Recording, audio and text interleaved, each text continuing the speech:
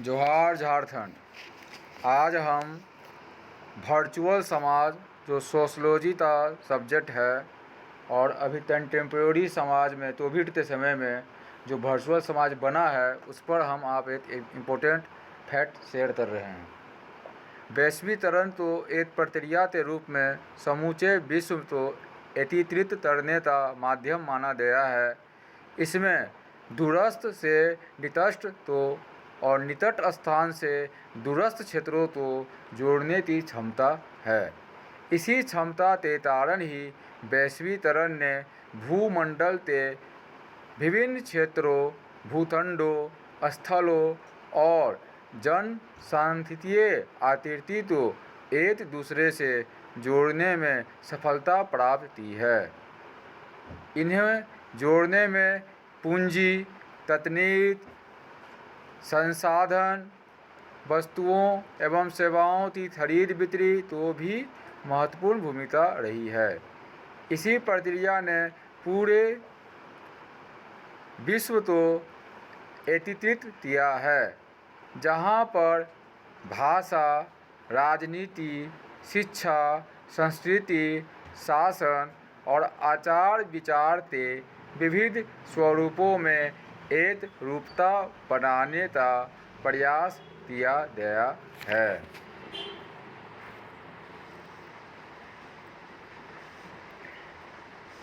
यह उसी तरह से है जैसे किसी विस्तृत जमीन का समतलीकरण करते हुए उसे खेल के मैदान में रूपांतरित कर दिया जाता है।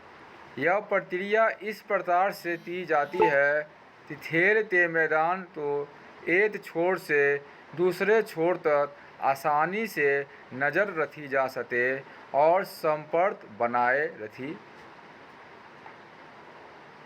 जा सके। वैश्वीकरण के माध्यम से विश्व के सभी संस्थाओं जैसी आर्थिक, शैक्षणिक, राजनीतिक, सांस्कृतिक माध्यमों को इस प्रकार के साँचे में ढाला गया है कि वे भी खेल के मैदान के विभिन्न बिंदुओं के रूप में कार्य कर सके। साथ ही उनमें कुछ इस प्रकार का समन्वय स्थापित किया जा सके कि एक छोर से खींची जाने वाली रस्सी दूसरे छोर पर स्थित संस्था संरचना को जोड़कर उसमें वांछित परिवर्तन कर सके।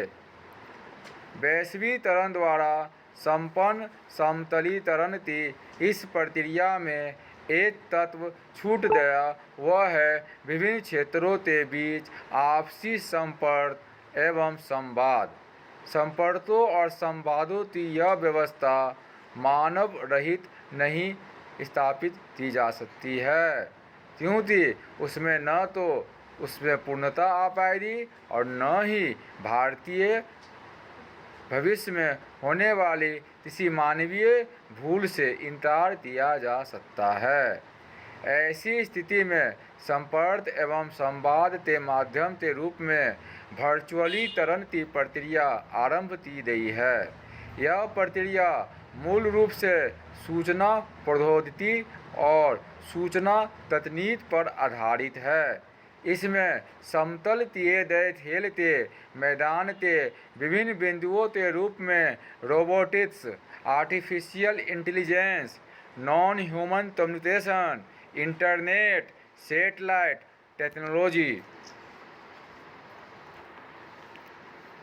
नैनो टेक्नोलॉजी और नैनो पार्टिकल्स आदि का प्रयोग आरंभ हो चुका है। आज के दौर में आरंभ की गई यह प्रक्रिया रोबोटिक्स पर आधारित है, जहां पर मनुष्य के बीच संपर्क फाइबर ऑप्टिक्स पर टिका है। इन फाइबर ऑप्टिक्स के माध्यम से संचालित की जाने वाली सूचनाएं बिना गलती और बिना छेड़छाड़ के एक स्थान से दूसरे स्थान तक भेजी जा रही है। इसमें लेस मात्र की भी गलती की गुंजाइश नहीं रहती है। इस तकनीक उन्नति की ही देन है कि मानवीय न्यूरॉन से बनने वाले संपर्क सूत्र अब ऑप्टिकल न्यूरॉन से बनते हुए संचालित किए जा रहे हैं। संचालन की यह प्रक्रिया सिर्फ वैश्विक स्तर की विभिन्न संस्थाओं के बीच संपर्क सूत्र का माध्यम नहीं रही है, बल्कि मानव जीवन के उपयोग में आने वाली छोटी छोटी संस्थाओं जैसे परिवार, सामाजिक सरोकार, मनुष्य के आपसी संबंध, बात व्यवहार, शिक्षा आदि सभी गतिविधियों को अपने घेरों में ले चुकी है। यह परिवर्तन इतना प्रभावी रूप ले चुका है कि इसमें वर्तमान में विश्व का कोई भी व्यक्ति अपने आप को अलग नहीं कर पा रहा है। वास्तव में मनुष्य की ऑप्टिकल फाइबर पर बढ़ती हुई यही निर्भरता वर्चुअल दुनिया का निर्माण कर रही है। आज के दौर का कोई संस्थान इस तकनीकी बदलाव से अछूता नहीं है। यह तकनीक क्षमता उन्नयन और विकास की बाहर बन रही है।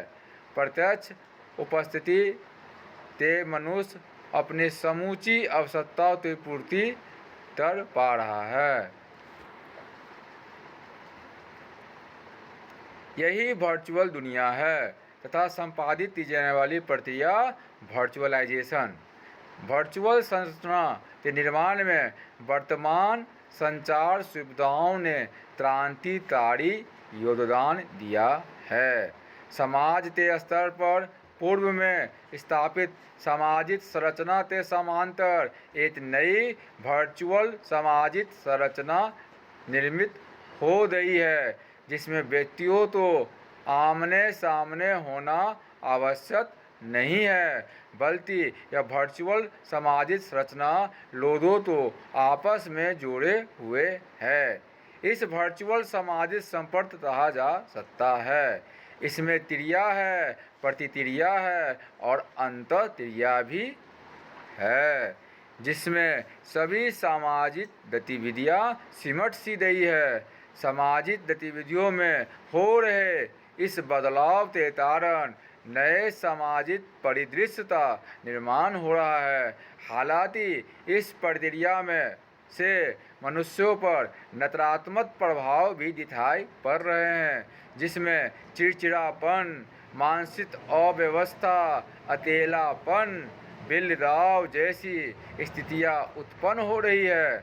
मानसिक अस्वस्थता और अकेलापन जैसी चिंताओं से समाज में नई प्रकार की बीमारियां भी उत्पन्न हो रही है। हालांकि इन परिस्थितियों के बावजूद यह कहा जा सकता है कि निश्चित तौर पर हम वैश्विक समाज से निकलकर वर्चुअल समाज का निर्माण कर रहे हैं।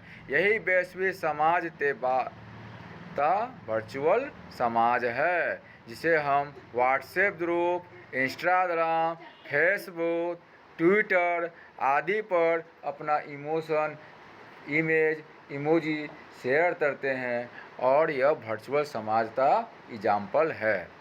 धन्यवाद।